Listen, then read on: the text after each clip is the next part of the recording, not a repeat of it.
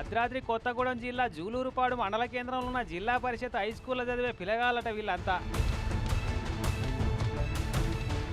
ఇగో తినే తలలు పట్టుకొని బయట రోడ్డు మీద నిలబడి చూస్తున్నారా?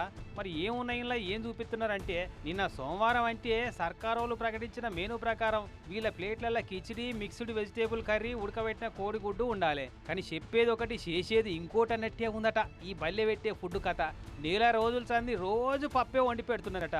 నడమ స్పెషల్ కర్రీ లెక్క పచ్చి పులుసు పోతున్నారట. ఉడకని అన్నం పెడుతున్నారట. పప్పు కర్రీని గుత్తబట్టినట్టే రోజు పప్పే ఎత్తున్నారట.